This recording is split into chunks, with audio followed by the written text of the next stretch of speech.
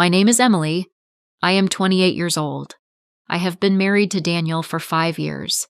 He is 30 years old now. He is my husband. He is a kind man. He is soft-spoken. He is calm and patient.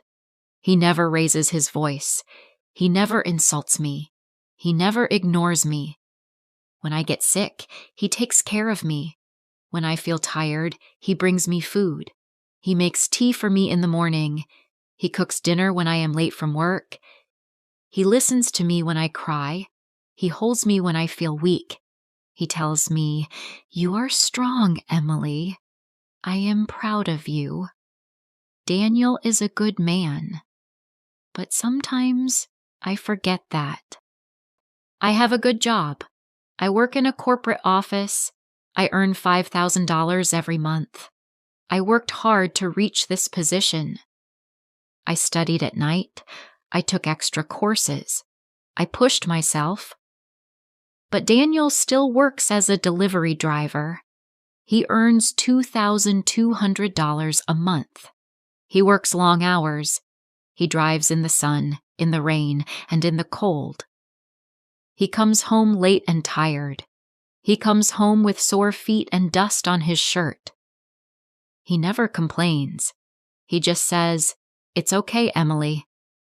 I like working, but slowly I started to feel different. I started to feel disappointed. I looked at other couples. I saw women wearing diamond rings and designer handbags.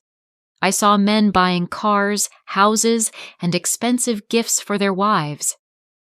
I looked at Daniel. He was wearing the same shoes for 2 years. He never bought new clothes for himself. He never bought me expensive things. I began to compare him to other men. I began to feel angry. One day I asked him, "Daniel, why don't you do something better? Why don't you start a business?" He looked down and said, "I don't know how. I have never done business before." I became irritated. I said, "Other men do it. Why can't you?" Daniel stayed quiet. He always stays quiet. He looked at me, but he didn't say anything. His eyes looked sad. But I didn't stop. I kept comparing him to others. I kept saying, "You are not like other husbands." Daniel gives $1,000 to his parents every month. They are old and sick. He pays for their medicine. He sends money to them before he spends anything on himself. He gives me the rest of his salary, $1,200. But I always said, "It's not enough." I never said thank you. I never appreciated his efforts. One evening, he came home very late. I asked him, "Where were you?" He said, "I was looking for another job." I was surprised. I asked, "Did you find one?" He said, "Not yet. But I will keep trying." The next day, he left early in the morning. He came back after sunset. He looked more tired than usual. He didn't smile. He didn't talk much. After 1 week, he told me, "I found a second job. I will work at a restaurant at night. I will earn $2,000 more." I said, "Good job." But I didn't ask how he felt. I didn't ask if he was okay. Daniel started working both jobs. He woke up before sunrise. He worked all day. He worked all night. He came home when I was already asleep. He had no time to talk, no time to laugh, no time to rest. One night, he came home and went straight to the bathroom. I heard something fall. I ran inside. He was sitting on the floor. His face was pale. His hands were shaking. I screamed, "Daniel, what happened?" He looked at me and said, "I am just tired. I feel dizzy." I called a cab and took him to the hospital. The doctor said Daniel was exhausted. He said, "His body cannot take this much work.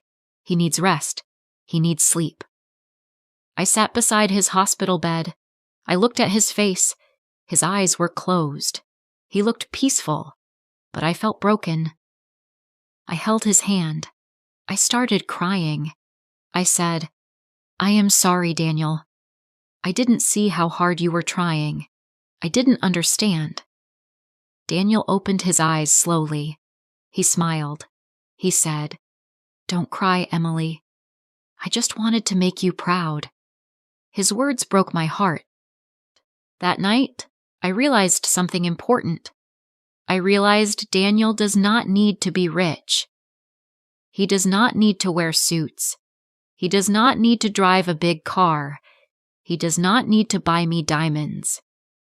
He already gives me something more valuable. He gives me love. He gives me peace. He gives me respect. He gives me support. He gives me himself. That is enough. That is more than enough.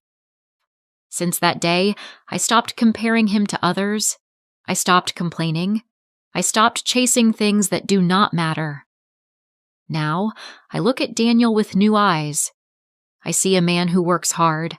I see a man who sacrifices. I see a man who loves deeply. Daniel is not just my husband. He is my quiet storm. He is the calm that keeps me safe. If you felt this story in your heart, please like, share, and subscribe. Because sometimes true love doesn't shout. It just stays and never lets go.